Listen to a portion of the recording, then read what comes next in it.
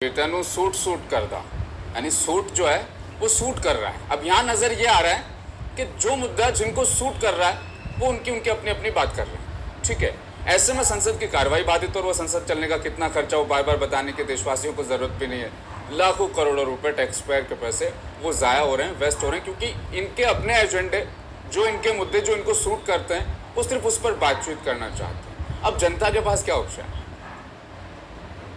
देखिए, ये जो गतिरोध जारी है, आज 14वां दिन था, इसमें जवाबदेही वर्सेस राजनीतिक रणनीति पे दोनों टकराव हो रहा है। टकराव दोनों तरफ से हो रहा है। एक, यदि सरकार चाह रही है कि यदि हम झुक गए तो फिर अगले किसी मुद्दे पे हमको झुकाने की कोशिश करेंगे, तो इससे सरकार बचना चाह रही है। इधर विपक्ष भी गतिरोध को खत्म नहीं करना चाहती है, क्योंकि उसे लग रहा है कि यदि हम सरकार की बात मानकर डिबेट में पार्टिसिपेट करने लग जाएं, संसद की कार्रवाई में हम शामिल हो जाएं, तो जनता या उनके जो फॉलोवर्स है वो कहने लगेगी कि आप पीछे क्यों हटते हैं। यानी दोनों दल ईगो की लड़ाई देखने चल रहे हैं। और इसमें जो सबसे जो घाटा या सबसे जो जिसको नुकसान हो रहा है वह आपका हमारा जनता है, क्योंकि इन दिनों में प्रश्नकाल नहीं हो पा रहा है।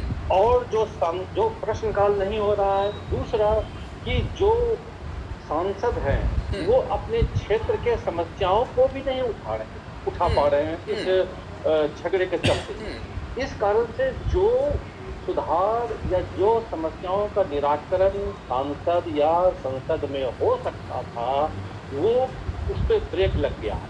यानी अल्टीमेटली नुकसान किसका हो रहा है? ठीक है। आप जो पॉइंट बता रहे हैं ना राहुल देव जी, उसमें एक और चीज मैं ये जानना चाह रहा हूँ। कांग्रेस पार्टी अपना स्टैंड ले रही है, ठीक है, छात्रों पर लाठीचार्ज क्यों हुई, गोली क्यों चली, गृह मंत्री अमित शाह इसका जवाब दे। समाजवादी पार्टी के भी सांसद है 37, उनके वहाँ चुनाव है। अगर उनके सांसद अपने अपने मुद्दों को वहां उठाएंगे तो फायदा किसका होगा? समाजवादी पार्टी का होगा।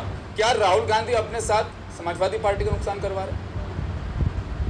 देखिए, ये तो मान के चलिए कि यूपी के चुनाव में कांग्रेस और सपा के बीच फिर टकराव होने की पूरी संभावना है, क्योंकि आप देख रहे हैं कि जब पेपर लीक का मामला या कॉकरोच जनता पार्टी का जो मामला हुआ था तो उसमें सपा ने क्या कहा था कि नहीं हम डिबेट चाहते हैं, हमें इस्तीफे से कोई लेन देन नहीं है, जबकि उस समय राहुल गांधी यह कह रहे थे कि हम इस्तीफा चाहते हैं। यानी उसी समय से देखिए कि थोड़ी थोड़ी जो एक सड़क जो है, जो एक रिक्त हो, वो बढ़नी शुरू हो गई है।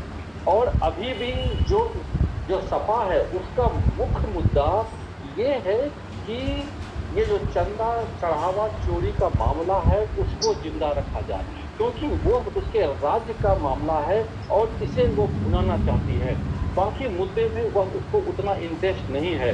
इसलिए यदि आप देखे होंगे कि पिछले 2-3 दिन से जो यूपी की विधानसभा सत्र चल रही है उसमें यही मुद्दे को सबसे ज़्यादा गरमाया गया है, जिसमें योगी आदित्यनाथ को बोलना पड़ा था कि जो विधायक है वो सही से अपने सकारात्मक नहीं ले रहे हैं।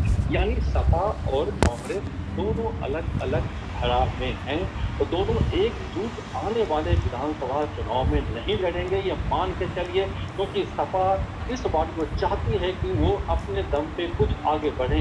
यदि हो सकता है कि भविष्य में कुछ दोनों मिले भी तो, लेकिन सीट जो है सबसे ज़्यादा सपा ही लेने की कोशिश करेगी। इसलिए वो चाहती है कि चंदा चोरी का मामला, जो चढ़ावा चोरी का मामला है, उसको जिंदा रखा जाए। बाकी मुद्दे से उसको बहुत ज्यादा उसको उतना लेना देना नहीं है। अच्छा, लोकसभा छोड़िए राहुल देव जी, यूपी विधानसभा में भी चर्चा नहीं हो पा रही है। यूपी विधानसभा में समाजवादी पार्टी ने एक पेंच फंसाया हुआ है कि राम मंदिर चंदा चढ़ावा चोरी पर दरअसल चर्चा करवाओ। सीएम कह रहे हैं कि नहीं हो सकती है, मामला विचाराधीन है, SIT उसमें जांच तहकीकात कर रही है। सतीश माना जो स्पीकर है वो नया राग लाभ देते हैं कि अपनी रसीदें दिखाओ, आप लोगों ने चंदा कितना दिया है। वो जो पूरी तस्वीर बनी उस पर कुछ बताइए जी। तो यानी वही मैं कह रहा था कि जो सपा का एजेंडा है उसका एजेंडा क्लियर है। उसका एक ही एजेंडा है कि चंदा चोरी चढ़ावा चोरी को मुद्दे को जिंदा रखा जाए। और आप देखे होंगे कि जो कॉकरोच जनता पार्टी का जो प्रोटेस्ट हुआ उस बीच उससे पहले, प्रोटेस्ट के पहले जो विरोध हो रही थी पूरे देश भर में, यह राम मंदिर चढ़ावा चोरी के विरोध हो रहा था पूरा जगह, जिसमें बहुत सारे लोग बहुत परेशान भी हुए कि हमने चढ़ावा किया और उसका देखिए ये हद हो गया है। लेकिन ये कॉकरोच जनता पार्टी के प्रोटेस्ट के कारण से वो थोड़ी सी उसको भ्रमित कर दिया गया है। सरकार भी चाह रही थी कि कॉकरोच का जनता पार्टी थोड़ा सा और कर ले ताकि वो मामले को फॉरगेट कर दिया जाए, उसे जनता भुला दे।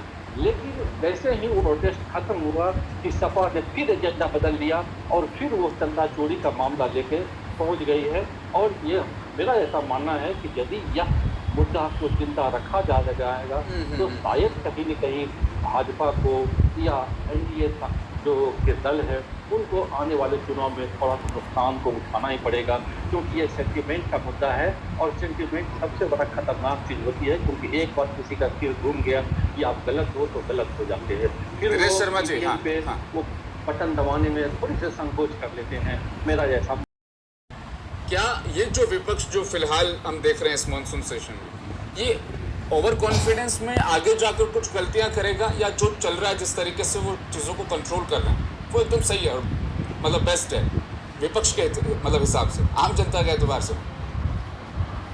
जैसे खासू साहब ने कहा कि राहुल गांधी को मैच्योर करने में बीजेपी का ही योगदान, तो जब हम किसी को बहुत अंडर एस्टिमेट करते हैं तो कहीं न कहीं फिर वो आगे बढ़ना शुरू करता है। आप देखते होंगे कि राहुल गांधी सीधा प्रत्येक दिन कुछ न कुछ टॉपिक को लेकर के एक नया स्टंट क्रिएट करते हैं और वो मीडिया में कैसे बने रहें। जो ये काम पहले थोड़ी बीजेपी करती थी, अब लगता है कि उनके हिस्से से कुछ ले करके राहुल गांधी अपना शुरू कर दिए हैं।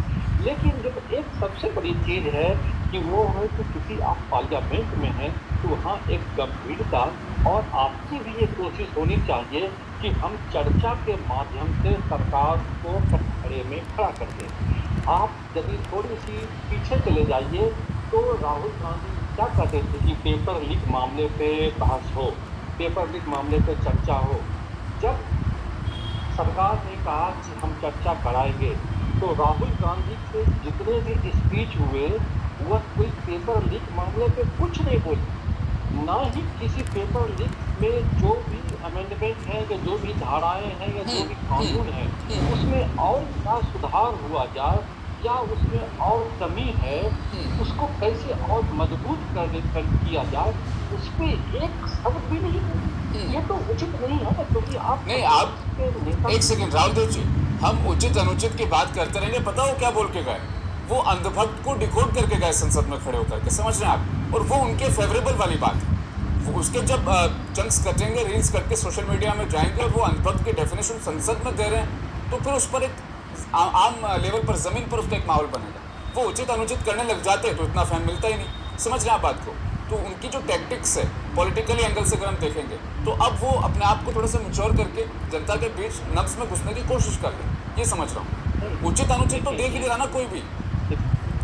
नहीं, एक चीज़ रहीम साहब जरूर ये समझ जाइए कि सोशल मीडिया पे व्यू बटोरना और देश के नीति में अपना योगदान देना ये दोनों अलग अलग बात है। आपके हो सकते हैं कि 5 लाख फॉलोवर्स हैं, लेकिन यदि आप संकट में होते हैं तो 5 लोग भी खड़े नहीं होते हैं। ऐसे कितने भी आप सोशल मीडिया पे देख चुके हैं कि आपके करोड़ों फॉलोवर्स हैं, लेकिन आपकी मम्मी का निधन हो जाता है तो 10 लोग भी नहीं पहुंच पाते हैं उनको श्रद्धांजलि सभा में।